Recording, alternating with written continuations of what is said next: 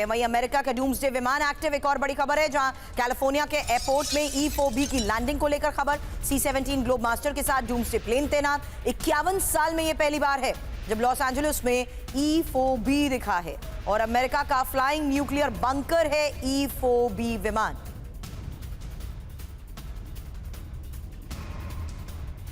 Pandey sir, थोड़ी देर में कुछ खबरें दिखाते हुए एक सवाल आपसे करूंगी, क्योंकि फ्लाइंग न्यूक्लियर बंकर E-4B विमान, ये खबर क्या बड़ी एक चेतावनी के तौर पर समझी जानी चाहिए, क्योंकि अमेरिका का डूम्सडे अलर्ट, अमेरिकी doomsday plane E-4B night watch की कैलिफोर्निया में तैनाती, लॉस एंजलिस में फ्लाइंग न्यूक्लियर बंकर E-4B की तैनाती से हड़कंप है। नेशनल एयरबोर्न ऑपरेशन सेंटर के तौर पर इस्तेमाल होता है E-4B और न्यूक्लियर वॉर और अमेरिका पर हमले के हालात में इस्तेमाल के लिए बना है E-4B। एक बार फिर से सुन लीजिए, E-4B की अगर खबर सामने आती है तो उसका मतलब क्या है, क्योंकि इसका इस्तेमाल कहां पर होता है? जब न्यूक्लियर वॉर और अमेरिका पर हमले के हालात में इस्तेमाल के लिए बना है E-4B।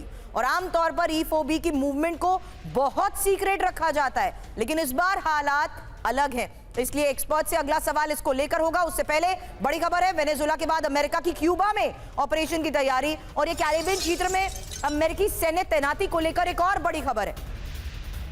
अब क्यूबा के नॉर्थ में अमेरिकी वॉरशिप पहुंचा है। क्यूबा के आसपास अमेरिका की ये सैन्य मूवमेंट है। कैरिबियन में सुरक्षा हालात खराब हो चुके हैं और वेनेजुएला को पीछे कर मेक्सिको बना क्यूबा का सबसे बड़ा तेल सप्लायर। अब ऑयल सप्लाई को लेकर ट्रंप के टॉप टारगेट पर मेक्सिको, और मेक्सिको ने क्यूबा को अब प्रतिदिन 12,284 बैरल तेल भेजा है। क्यूबा की ऑयल सप्लाई पर अंतर्राष्ट्रीय विवाद है। क्यूबा को अपना दुश्मन डोनाल्ड ट्रंप मानते हैं। अब ऑयल सप्लाई पर कलह को लेकर ये एक और बहुत बड़ी खबर है, क्योंकि क्यूबा की ही ऊर्जा जरूरत अब अमेरिका मेक्सिको टकराव से जुड़ गई है, जहां 2025 में वेनेजुएला के पीछे छोड़ क्यूबा का नंबर 1 तेल सप्लायर बना मेक्सिको। ऑयल की वजह से ही वेनेजुएला के बाद ट्रंप के टॉप टारगेट पर अब मेक्सिको ने प्रतिदिन 12,284 बैरल तेल क्यूबा को भेजा है और क्यूबा के कुल क्रूड आयात का करीब 44% मेक्सिको से ही आया है। अब क्यूबा की तेल निर्भरता अंतर्राष्ट्रीय विवाद का ही कारण है। अब वेनेजुएला के बाद ही कोलंबिया पर ट्रंप की नजर, ये एक और बड़ी खबर है, क्योंकि डोनाल्ड ट्रंप ने कोलंबिया प्रेसिडेंट से कहा है, अगला नंबर तुम्हारा। अमेरिका की सुरक्षा से कोई समझौता नहीं, ये बात डोनाल्ड ट्रंप ने कही। सहयोग नहीं करने वाले अमेरिका के निशाने पर होंगे। अब ड्रग्स को देश में आने से रोकना ही बड़ी प्राथमिकता है, ये बात डोनाल्ड ट्रंप कह रहे हैं। हालांकि एक और इंफॉर्मेशन, उसके बाद पांडे सर आपके पास आती हूं, क्योंकि अगला नंबर कोलंबिया। फिलहाल डोनाल्ड ट्रंप ने यह कह दिया है, ड्रग्स अमेरिका में घुसने नहीं दिए जाएंगे। राष्ट्रीय सुरक्षा हमारी पहली प्राथमिकता है। जो देश सहयोग नहीं करेगा वो निशाने पर होगा। मुझे उम्मीद है कि कोलंबिया के प्रेसिडेंट हमें सुन रहे होंगे। क्या आप इसका समर्थन करते हैं, हाँ या नहीं? अब पांडे सर, लैटिन अमेरिका की बात इसलिए क्योंकि ये एक पूरी लिस्ट नजर आ रही है सर, जहां डोनाल्ड ट्रंप ये बात साफ तौर पर कह चुके हैं कि अब कौन कौन से अगले नंबर है उनके टारगेट पर।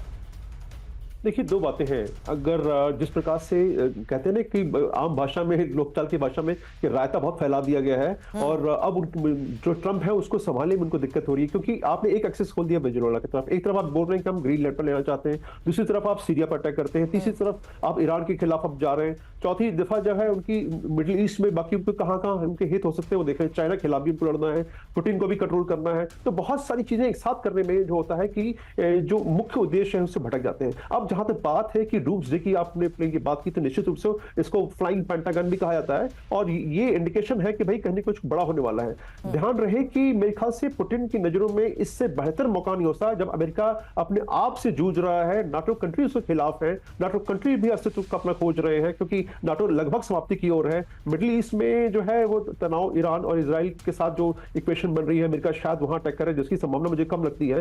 तो इससे बेहतर मौका रशिया के पुतिन के लिए नहीं होता कि वो यूक्रेन पर ऑल आउट वॉर करके उस पर कब्जा कर लें। और साथ में जिस प्रकार से वहां की खबरें आ रही है कि न्यूक्लियर वॉरफेयर की भी तैयारी हो रही है, वर्ल्ड वॉर 3 का इंडिकेशन दिया जा रहा है साथ में ये पुतिन ने ये भी कहा है कि अगर कोई यूरोपियन कंट्री डिप्लॉय होता है यूक्रेन के अंदर जो पीस कीपिंग फोर्स के क्लॉज में, तो वो इस पर भी वो हमला कर सकते हैं।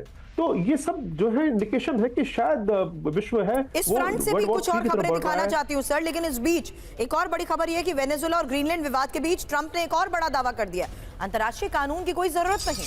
ट्रंप ने कहा सिर्फ मेरी नैतिकता हमें रोक सकती है। कानून की सीमा ट्रंप ने खुद तय करने के संकेत दे दिए। अब कानून लागू होगा या नहीं, इसका फैसला हम करेंगे, ये बात डोनाल्ड ट्रंप ने कही है।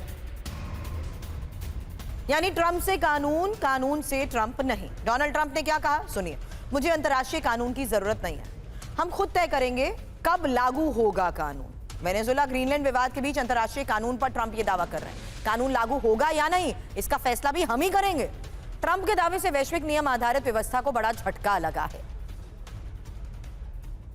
अब एक बार फिर से उस फ्रंट से तस्वीरें दिखाते हैं जिससे साफ है कि कैसे ईरान लहूलुहान हो चुका है और अमेरिका का जंगी ऐलान। फिलहाल खबर और तस्वीर ईरान की, अमेरिका को बहुत बड़ी चेतावनी, हमला हुआ तो करारा जवाब देंगे। अमेरिकी बेस शिप इजरायल होगा टारगेट पर, और ईरानी संसद के स्पीकर ने अमेरिका को यह धमकी दे दी। ईरानी सोर्सेस से एसोसिएटेड प्रेस बड़ा दावा क्या कर रही है, यही डिटेल इंफॉर्मेशन अब आपके सामने, क्योंकि ईरान पर कभी भी अमेरिकी हमला, नेतन्याहू और अमेरिकी विदेश मंत्री मार्को रूबियो में बातचीत को लेकर खबर है। विद्रोहियों पर एक्शन के बीच अमेरिकी हस्तक्षेप पर बातचीत हो रही है। अमेरिकी हमलों की संभावना के बीच हाई अलर्ट पर इजरायल भी है और ईरानी लोगों की जल्द मदद होगी, ये यूएस सेनेटर लिंडसे ग्राहम कह चुके हैं। अमेरिकी बेस शिप और इजरायल ईरान के टारगेट है। ईरानी संसद के स्पीकर ने अमेरिका को यह धमकी दी है। इस बीच खबर यह कि कैसे ईरान के बड़े शहरों में संघर्ष तेज हो चुका है। फायरिंग से तेहरान की सड़क पर मचे कोहराम की एक और तस्वीर। विरोध प्रदर्शन कुचलने में लगी है IRGC, प्रदर्शनकारियों पर डायरेक्ट फायरिंग हो रही है। ये देखिए एक और तस्वीर। फिलहाल साफ है कि विद्रोहियों पर एक्शन तेज करेगा ईरान और IRGC को विद्रोह दबाने की पूरी जिम्मेदारी मिली है। प्रदर्शनकारियों को सीधे सिर में गोली मारने के आदेश की खबर है। ट्रंप की चेतावनी के बावजूद खमेनेई ने कड़े एक्शन की बात कह दी है और रॉयटर्स के हवाले से एक और बड़ी खबर यही है। साफ है नरसंहार पर उतारू ईरान की सुरक्षा बल, विद्रोह दबाने के लिए ही भीषण फायरिंग कर रहे हैं। 48 घंटे में 2000 से ज्यादा प्रदर्शनकारियों की मौत की खबर। प्रदर्शनकारियों की भीड़ पर फायरिंग कर रही है IRGC। ईरान इंटरनेशनल की रिपोर्ट में इसको लेकर दावे किए गए हैं। हालांकि ईरान में स्टारलिंक का सिग्नल जैम हो चुका है। ईरान ने GPS सिग्नल जैम किया। विरोध प्रदर्शन नाकाम करने में ईरान जुटा हुआ है। प्रदर्शनकारियों को स्टारलिंक एक्सेस मिल रहा था। प्रदर्शनकारियों से अमेरिकी संपर्क काटने का दावा किया गया है।